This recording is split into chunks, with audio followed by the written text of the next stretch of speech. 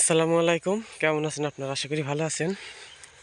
সকাল সকাল সবজি আনার জন্য রওনা করছি। যেহেতু আমরা গ্রামের মানুষ, জমি থেকে টাটকা সবজি খাওয়া আমাদের অভ্যাস। আর এটা আমাদের আসলে পরিণত হয়ে গেছে অভ্যাসে। এরকম টাটকা টাটকা সবজি খাওয়ার স্বাদই আলাদা। এগুলো হচ্ছে আমাদের সিম লাগানো হয়েছে। আর এই জমিতে আমরা ভুট্টা চাষ করছি। এই যে ভুট্টার চারা, এই ভুট্টার চাষের ভিতরে কেলের ভিতরে আমরা এই যে খেসারি কল, ওই যেটা এটা মানে গরুর জন্য দিছি। এবং ভিতরে আছে পালং শাক, ঠিক আছে।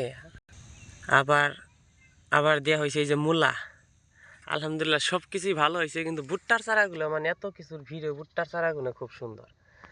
যে যাই হোক, এই হচ্ছে আমাদের 20 ডিসিম জায়গাওয়াল। পুরাটাই আমরা ভুট্টা চাষ করছি, পুরাটাই গরুর জন্য ঘাস করছি। আর এই পাশে মাচার মধ্যে দেওয়া হয়েছে আপনার এই যে সিম গাছগুলা, এবং নিচে দেওয়া হয়েছে মিষ্টি লাউ।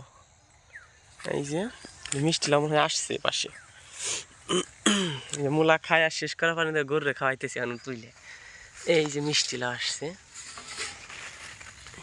আবার এখানে শশা লাগাইছি। এই যে শশা শশা আসছে, পরেও তো ভালোই আসছে। এই যে শশা, আলহামদুলিল্লাহ ভালোই আসছে শশা।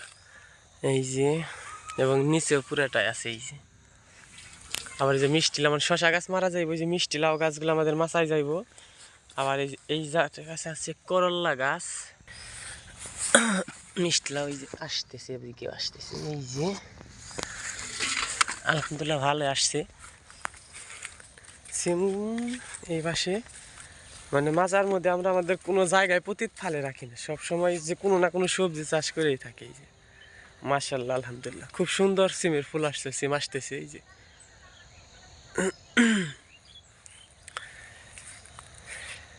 এখন এগুলো আমি তুলবো, তুইলা নিয়ে যাবো বাড়িতে, আম্মা পাক করবো, এর কারণে আসছি। আর এই যে দেখেন ভুট্টা চাষের সঙ্গে এই দেখেন ভুট্টা একটা সমস্যা দেখা দিছে। এই যে এটা হচ্ছে আপনার পোকায় কাটতেছে। এই যে আর এর জন্য দেওয়া লাগবে হলো টাটা বিষ। ইনশাল্লাহ বিষ আমি হয়তো কালকে দিব, সবাই দেখতে পারবেন। সবাই ভালো থাকেন, সুস্থ থাকেন, আল্লাহ হাফেজ।